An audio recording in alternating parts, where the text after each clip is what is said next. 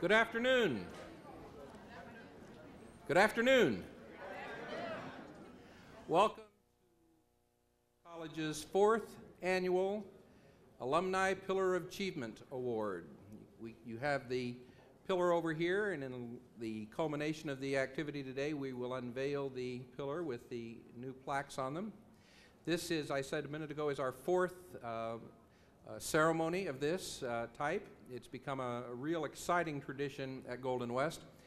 Here at the college, our mission, we have talked a lot about it, and we can define it in long paragraphs, but we thought it was very important that we could say the mission or print the mission on a t-shirt. And after giving that a lot of thought, what we have decided is that our mission here can really be encapsulated in the words student success. And what we are all about today is celebrating that success. We're going to introduce to you, first of all, some students who are currently students at the college, and then we're going to, one by one, introduce the honorees today, all of whom, of course, are graduates of the college. I'd like to introduce a few dignitaries who are here with us today. First of all, I'd like to introduce a member of the Coast Community College District Board of Trustees, Dr. Paul Berger. I saw Paul there. Thank you, Paul. I'd like to introduce two people who have joined us from the Coast District offices. Dr. John Renly, Vice Chancellor of Human Resources. Jean Farrell, Vice Chancellor of Administrative Services. Jean? Two of our 3 vice presidents are with us today, one of whom will be on the platform in a few minutes, but I'd like to introduce them. Our Vice President of Student Services is working hard on an accreditation visit in Hawaii, and so could not be with us today. But I'd like to introduce Dr. Margie Lewis, Vice President of Instruction. Margie? And Dr. Fred Owens, Vice President of Administrative Services. Fred? I would also like to introduce to you the president of Golden West College's student body, Dan Connect. I saw Dan a minute ago. Dan? Each year, we schedule this activity along with our homecoming activities. Tomorrow is our homecoming game. And we have with us today our court, and I would like to introduce them. I'd like to start by introducing Miss Christina Masano, who is the homecoming queen for last year, 1993-94. Christina?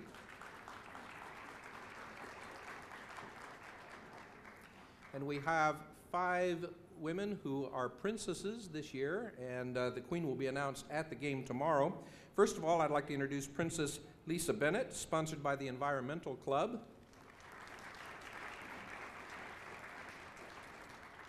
Next, Princess Phong Phan, sponsored by the Vietnamese Student Association. Princess Maria Bleich, sponsored by the Cosmetology Club. Princess Carmen Fajardo, sponsored by the Independent Latino Student Association. And Princess Gina Tran, supported and sponsored by the GWC Pep Squad. I would like to ask Dr. Lewis to come to the podium for the next piece of the program.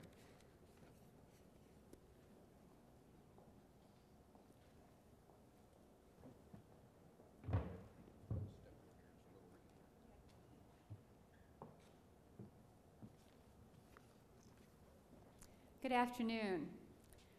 I'm certainly pleased to be here today and be part of the program and join in celebrating the achievements of our 5 extremely distinguished alumni. It's so easy for all of us to get caught up in not only the business but the busyness of our lives.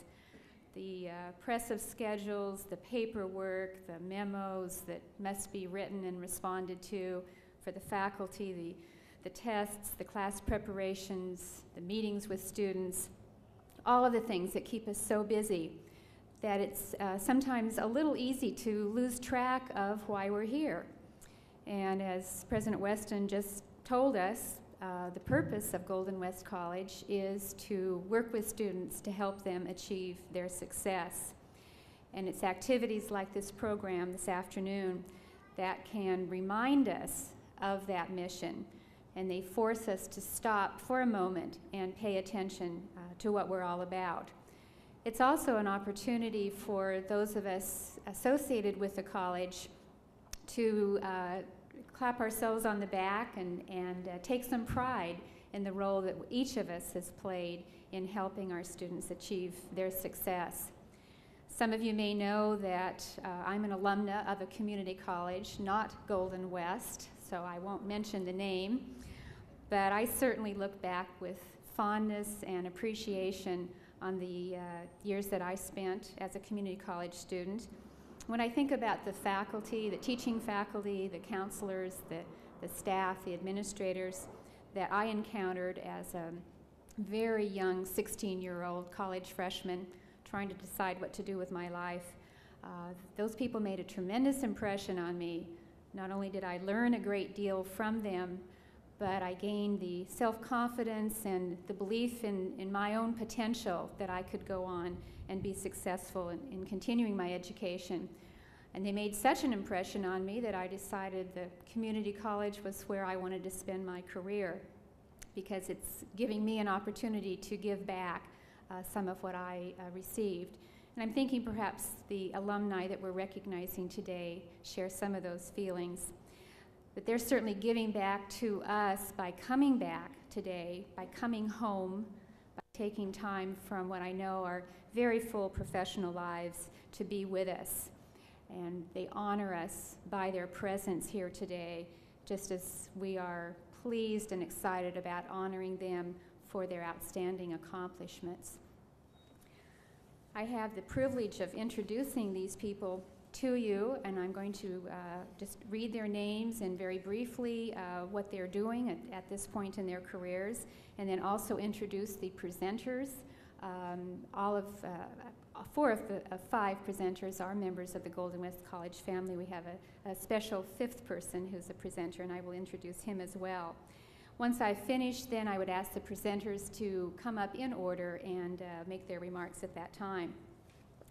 Our first honoree is Dr. Michael P. Galaguri, who is an assistant professor of psychiatry at the University of California, San Diego, and also the director of the Motor Function Laboratory, the Veterans Administration Medical Center.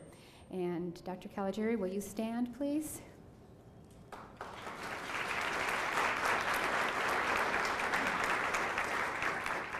Our presenter for Dr. Galaguri is a charter faculty member of Golden West College, currently the Dean of Social Sciences, Donna Willoughby.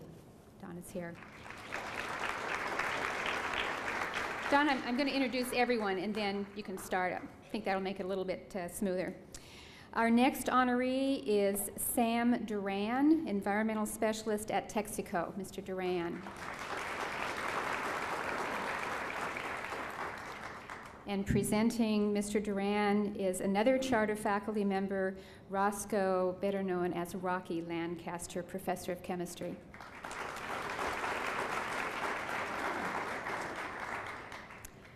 Our next honoree is an assistant professor of comparative literature at a neighboring institution, California State University, Fullerton, Dr. Joanne Gass.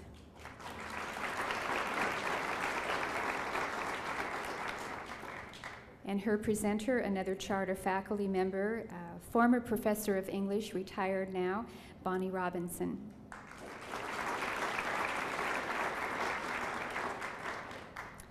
Our fourth honoree is an attorney with the law firm Ferguson, Prate, and Sherman, Bruce Prate.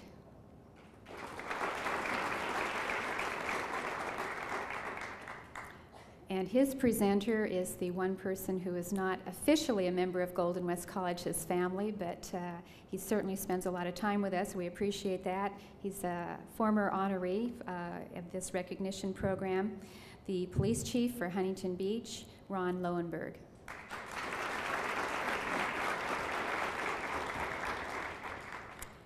And a museum specialist at the National Museum of Natural History, the Smithsonian Institution in Washington, D.C., Robert H. Sims.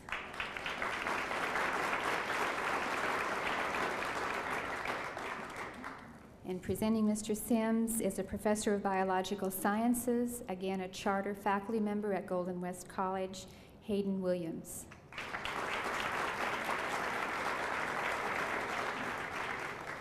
And we'll now move into the program, and again, Donna Willoughby will be presenting our first honoree.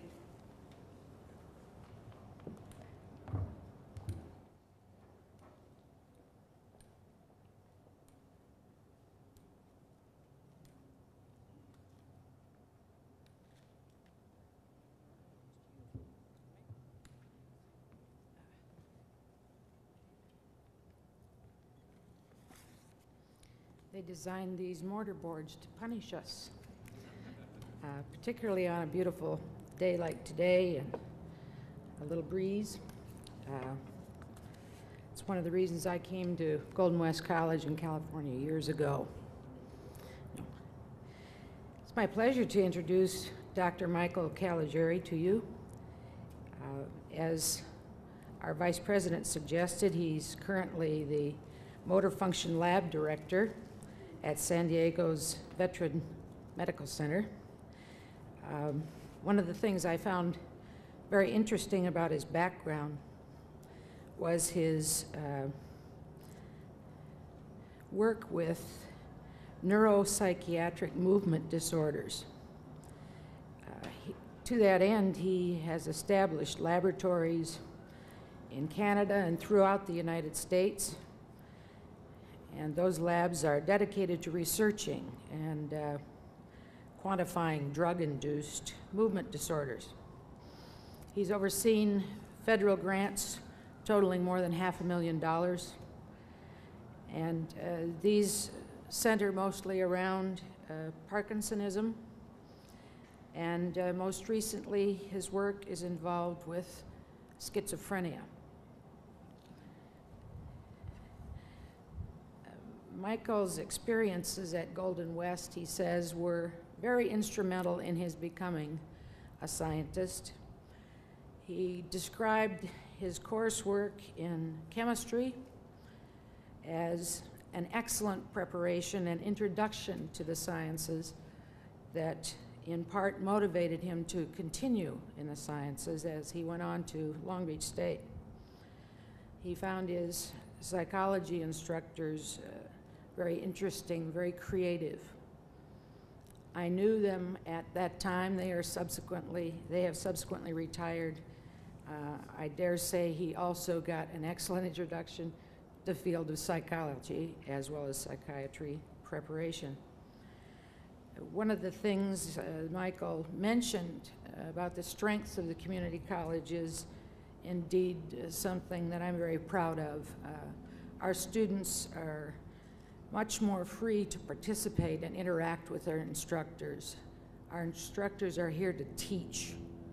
And when you find a student such as Michael who's here to learn, that's a beautiful combination. And we do interact with our students at a personal level in our encouragement of them. And certainly Michael has made us proud of him as a graduate. In addition to his many memberships in various professional organizations, I'll just briefly remind you of his degrees. They're a combination of experiences. His bachelor's degree was in communicative disorders from Cal State Long Beach. His master's degree in speech physiology and acoustics from the University of Washington, and his doctorate degree in neuroscience from the University of Wisconsin, the great state of Wisconsin, I might add. And some of you know why. Welcome, Michael, and it's a pleasure to have introduced you.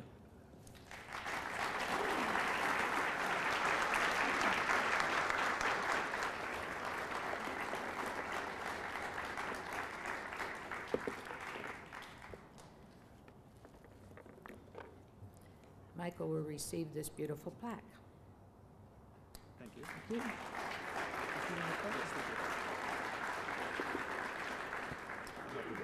Okay. You take the box for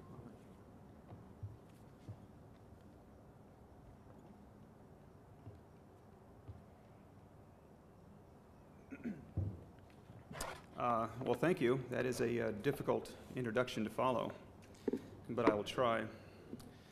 As many of you have heard or have read in the brochure, I was here 20 years ago. And over the past 20 years, I've dedicated the vast majority of my professional and academic career to the sciences. And I enjoy the sciences. The sciences offer a lot to anybody who enters biology or medicine or even physics and mathematics. The quest for discovery is exciting. There's a lot of autonomy, a lot of creativity. But the one tragedy, the greatest tragedy of science is that you never know enough. The more you understand a system, whether it's physical or mechanical or biological, the more questions you begin to ask. And over the past 20 years, I have to say that I've asked hundreds of questions. Not all of them are answerable, and it's the better questions that receive the federal monies. But I think I also have to say that it was Golden West College 20 years ago that provided the fertile environment for the earliest of these questions. And in a congested, complicated university like many of them are throughout the country, the opportunity to raise good questions aren't provided. 20 years ago, here for me, those questions were elicited. And that's the first point I'd like to make today about the impact of Golden West College. A successful research career doesn't come easy. It takes a lot of hard work, luck, support from family, and a character that we all know about but we rarely think about, and that's called persistence. Obviously, to spend 10 years in university study takes a little bit of tenacity. While everybody else is out working, earning money, buying houses, and starting families, you're sitting here in graduate school in the libraries. And the second point I want to make is that I believe that my Chemistry 101 course taught me the tangible reward of persistence. Imagine 3 hours of lecture followed by 2 hours of laboratory for 17 weeks. And if you don't have persistence, 17 weeks later, you hate chemistry. With a little bit of persistence and a healthy environment, you walk away 17 weeks later loving chemistry. And that's what happened to me. So 20 years ago, this university drew the association between hard work, persistence, and a tangible reward. So in closing, I'd like to thank Golden West College for being here 20 years ago for me, for the opportunities. And I'd like to thank the foundation for bestowing this award and for sponsoring the Alumni Award. My family and friends for being here, and for you all for being here. Thank you.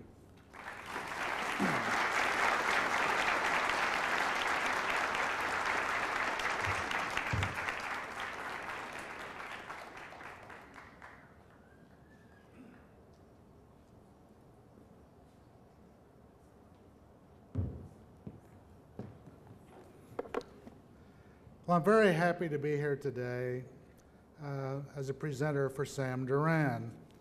Our association goes back to the very beginning of the college because Sam was our very first chemistry student lab assistant. In those days, we were quite small. Bill Poore and I taught all the chemistry classes. Bob Sum taught the physics. Nora Sherrill ran the storeroom and the labs and, in fact, the department. And Sam was our student helper. And we did a lot of things socially together.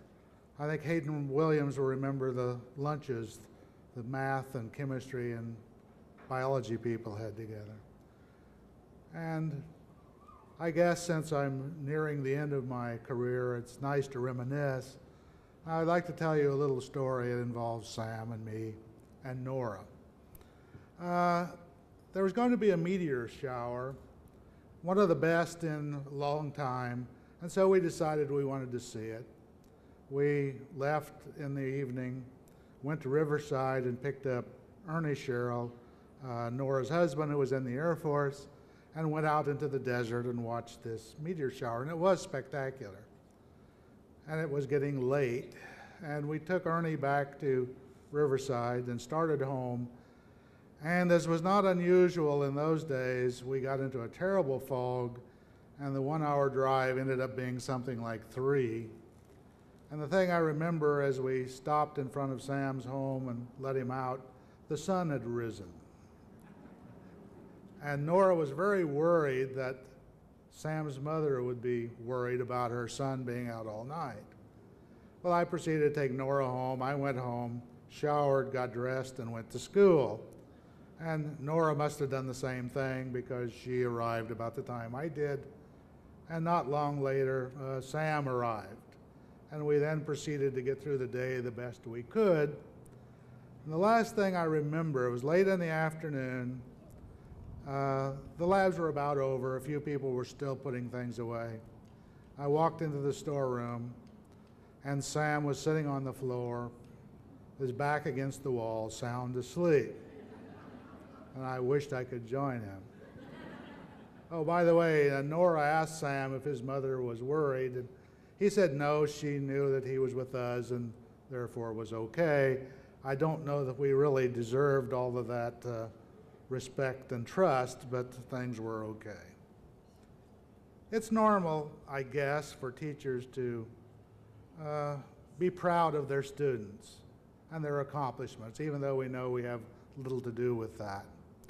And there's much about Sam's career that to be proud, both academically and in the workplace.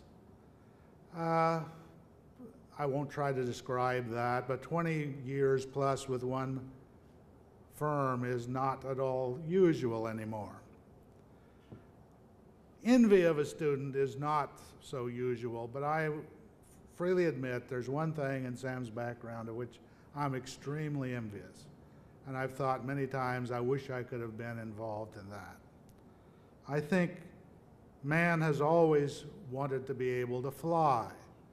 I would think that the earliest man looking at the birds would have wanted to be able to do that. And in mythology, the story of Icarus and his enthusiasm at being able to fly, getting too near the sun, and Da Vinci making plans for a device that he thought, or at least hoped, would allow man to fly.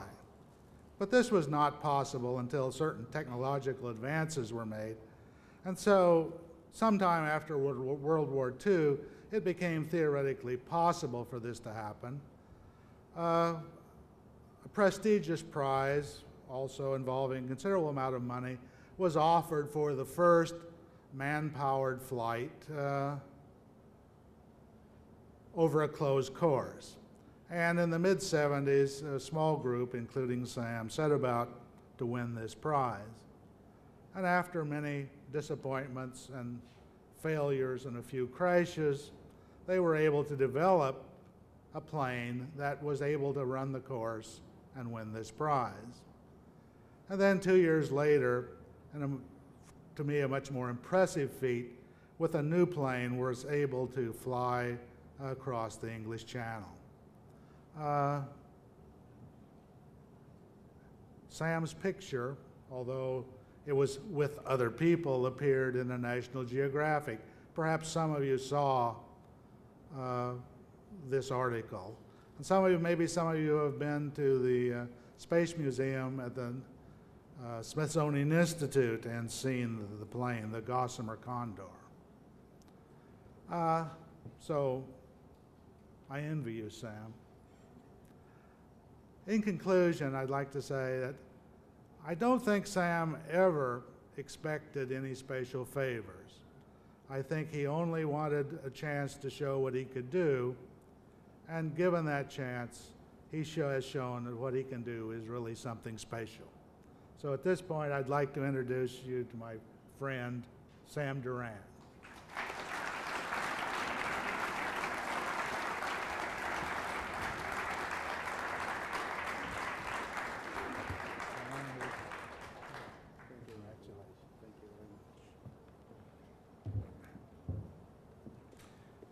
Thank you, Rocky, for the kind introduction.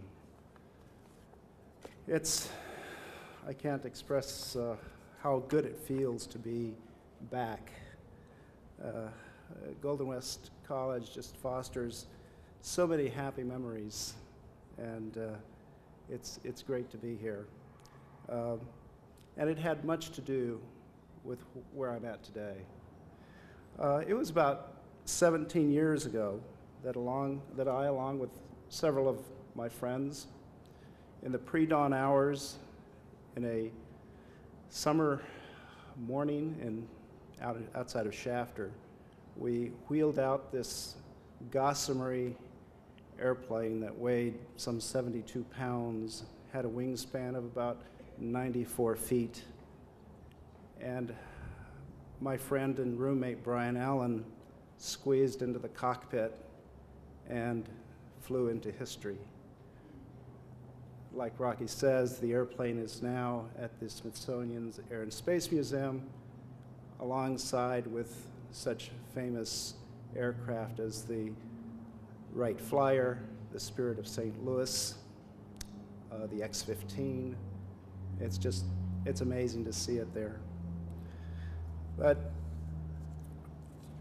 And 2 years later, with a more specialized airplane, a little lighter, weighing 60 pounds, a little bigger, a wingspan of around 96 feet.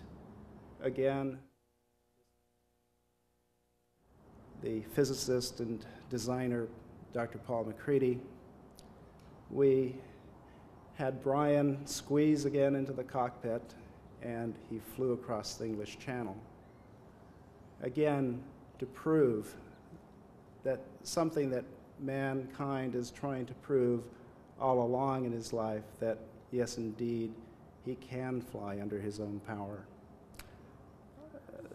Part of the things that this led to really were the developments of far more efficient aircraft. That yes, you can fly or design and fly an aircraft under less than a quarter horsepower. One of the, I guess, valuable lessons that I learned in that, and I think I attribute that to, like the gentleman before me said, is persistence. And again, that the impossible just takes a little longer.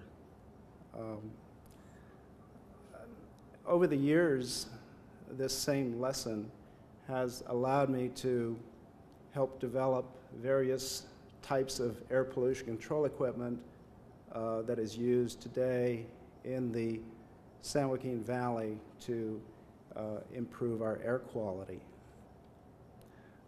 I can attribute a lot of these accomplishments to Golden West College. What I learned here today, I mean, back over 20 years ago. And I want to thank the college, the foundation, all my professors for that particular training, that experience. That I guess I want to thank also God for giving me the talents and ability to further his plan for mankind. Lastly, I want to thank my parents for their encouragement and support and love and understanding and their confidence in me. And I just, again, would like to thank the foundation and everybody here for this honor. Thank you very much.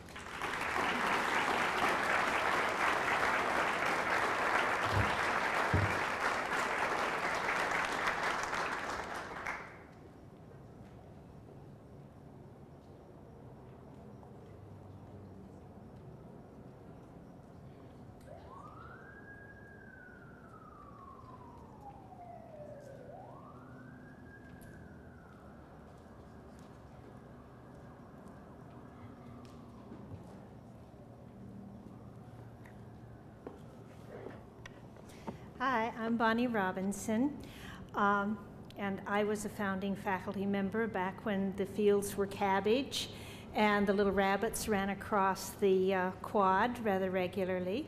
And the first memo came out saying, warn students not to touch anything that doesn't look finished because it probably isn't.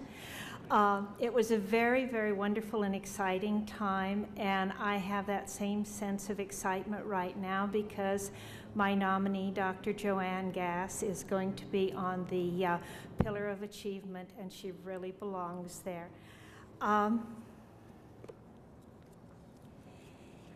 Golden West has built an excellent academic reputation through its emphasis on innovation and its focus on teaching and learning.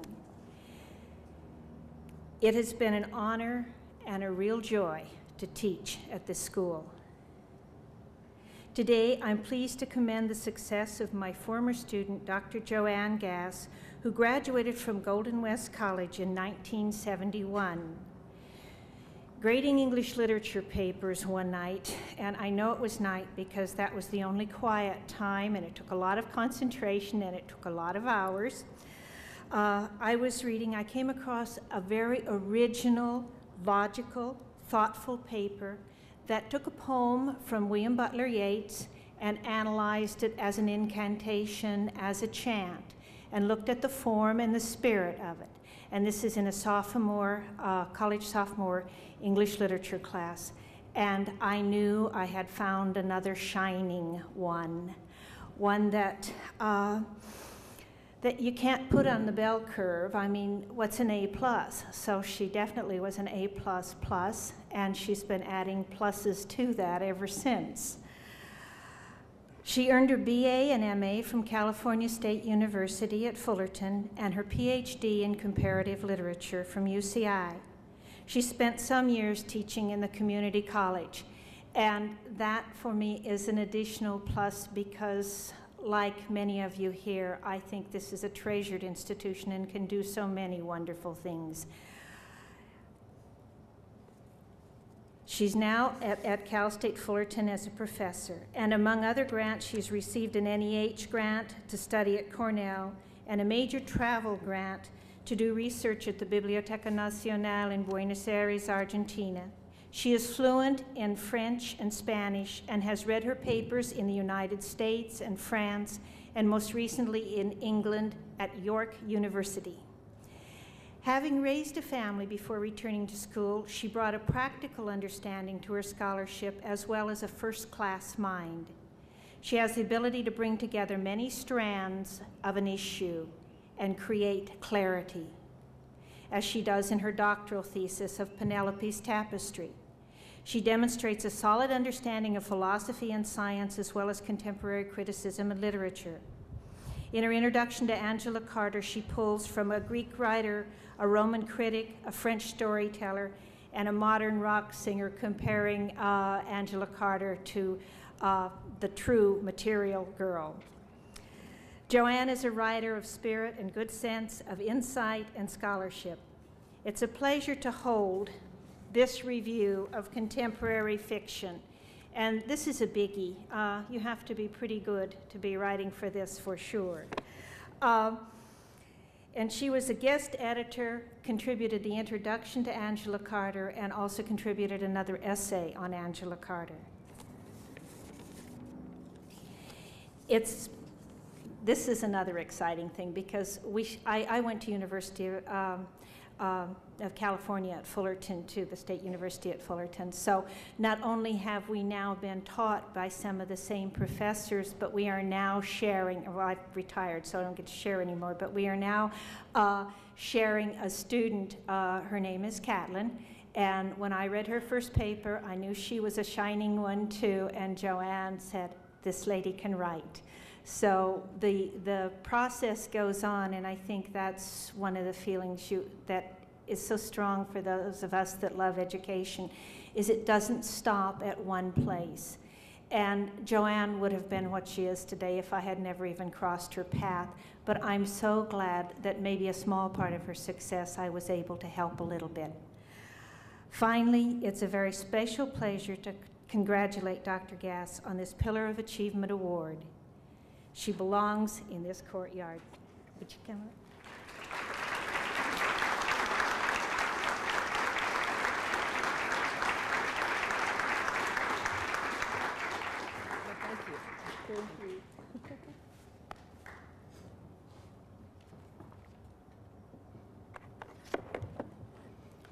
Obviously taller people have been here. Thank you, Bonnie. It's for saying a lot of nice things about somebody I'm not sure I know.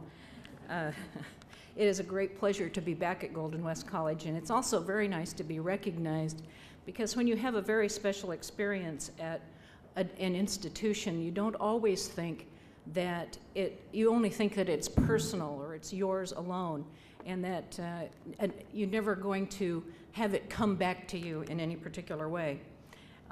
Today, that's probably what I'm going to talk about today. It's very nice to see people whose classes I took when I was here in the late 1960s. It's wonderful to see Donna again. I haven't seen her for ages. It's terrific to see Bonnie, and I'm just so thrilled that Jim is here, who has gone on to teaching at Coastline, who had told me he couldn't come. So I'm just really pleased to see all of you. I really think that Bonnie and the other teachers that I had here should be those whose name and portrait are enshrined upon a pillar here at Golden West College, for she is a truly outstanding teacher and an untiring promoter of all of her students, as I think you can tell. Without teachers like Bonnie, people like me would not be the honorees at occasions like this. And we owe her and teachers like her a very great debt of gratitude indeed. Nevertheless, it is a very great honor to be named an outstanding alumna of Golden West College. And I want to thank the college and Bonnie for the award. I also want to thank my husband, Bill, my family, and my friends for being here today to share the honor. At the risk of sounding falsely humble, which I assure you I am not, I want to say that I don't think that I am here so much for what I have done as for what I hope I symbolize. When I entered Golden West College in 1967 or so, I was but one of a number of women who had put off higher education to marry and have children. When our children entered school, we signed up at the nearest community college, in this case, Golden West College. Here we found out that contrary to our expectations, we were not looked upon as mere housewives or, my favorite term, re-entry students. We were welcomed and encouraged in our hopes and ambitions. We were given an opportunity which we were determined not to waste, and our mentors, our teachers and counselors, people like Bonnie and Jim Baugh, provided us with the tools and confidence we needed to achieve the goals we at first only dreamed of reaching. And reach for our goals we did, with hunger and a single-mindedness that even our families sometimes did not quite fathom. When I came here, I believed that I was alone in my dreams, but I discovered a community of women here who shared my dreams and who became my friends. In fact, some of them are here today to share this with me. And I want to say to them now, and I'm getting kind of sentimental about this, how proud I am of them, for they too are outstanding alumni of this college, and they deserve the recognition that I'm getting here by myself. They raised their children, completed their educations, and became very successful businessmen, women, and educators as well. Golden West College provided the matrix which molded us into the successful, productive citizens we are today. And I am here to represent them and their success. But most of all, I'm here to thank Golden West College and my mentors, for I found here a community of women whose love, support, and steadfast friendship has sustained and enriched me. Thank you again.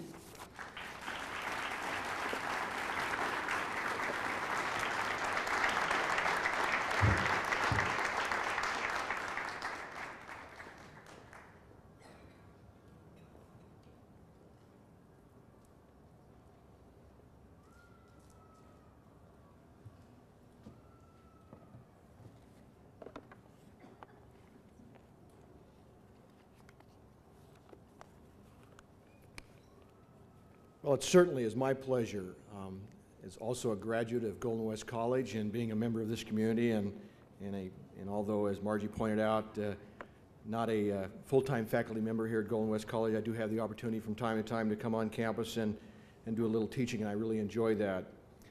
But I'm not here to talk about myself or any of the rest of you. I'm here to introduce our fourth recipient, who happens to be Mr. Bruce Prate. Bruce graduated from Golden West College in 1974. Michael and Bruce, that must have been a good year. When Bruce first was exposed to his present career field, that being law enforcement and the study of law and the practice of law, was while he was attending Golden West College. He recognized that he wanted to devote his life to a profession that was honorable. Bruce first took on that responsibility as a police cadet with the city of Laguna Beach. That was in 1972. In 1973, he was appointed as a police officer for the city of Laguna Beach. And something that was very interesting about that was that at that point in time in the history of California law enforcement, it was very unusual for anyone to be appointed a police officer at the ripe age of 19 years old. Bruce was the first, as I understand it, police officer in the state of California to be appointed at that early age. In 1974, not only did he graduate from this institution, but he also graduated from the police academy here at Golden West College, class number 49. He was awarded the top recruit, and in fact, set a record here at Golden West College at the Criminal Justice Training Center of getting 950 points out of a possible 1,000. A significant accomplishment. A year later, after being the police officer in Laguna Beach for a short period of time, decided that he wanted to venture out and made a lateral transfer to the city of Orange and became a police officer for the city of Orange. There, Bruce worked patrol and was a member of the SWAT team. In 1979, Bruce was awarded the Medal of Valor, the highest award for heroism and courage in our service, as a result of an officer-involved shooting involving a kidnapping suspect. Later that year, Bruce was promoted to detective. He worked sex crimes and later worked vice. In 1981, while working sex crimes, Bruce had the opportunity to work with the renowned Dr. Thomas Noguchi, the coroner of Los Angeles County, in successfully prosecuting a highly publicized baby murder case. As a result of that experience, Bruce was asked to travel to the Republic of China and Japan, other Asian countries, as a representative of American law enforcement to be involved in the first medical legal delegation to those countries. Again, a significant accomplishment. Later that year, Bruce decided that real police work meant returning to the streets, the street level. Bruce, among a couple of other officers of the Orange Police Department, were the first canine officers at Orange. In 1982, Bruce, through a vision maybe, decided he wanted to be an attorney. He went to law school, entered the law school, Western State University in Fullerton. And in 1983, Bruce decided that it was appropriate to spend his energies and devote his full-time energies to that endeavor. Continued law school full-time and worked for a local law firm as a law clerk, resigning as a police officer for the city of Orange. In 1985, Bruce graduated with honors and passed the bar the first time he took the bar exam, which again is a feat in itself. Is this the time that we enter all the attorney jokes? No, I won't. I won't do that. I won't do that to you, Bruce. His first job as an attorney was with the Los Angeles Protective League. After there a short time, he returned to the city of Orange, accepted a position of assistant city attorney, and he was responsible for handling police and fire litigations for the city of Orange. In 1987, you moved around a lot, Bruce. Tough to hit a moving target, I guess. He and his partners formed the current Santa Ana law firm as Ferguson, Prate, and Sherman. I can say with some knowledge and personal knowledge, frankly, that this firm is currently one of the top police defense firms in the state of California. It has not only an excellent reputation here in the state of California, but throughout the United States. They represent over 40 police agencies throughout the state of California, and they're involved in the specialty of law of officer-involved shootings, defending dog bites, civil rights cases, both in state and federal courts. And again, they do an outstanding job in that area.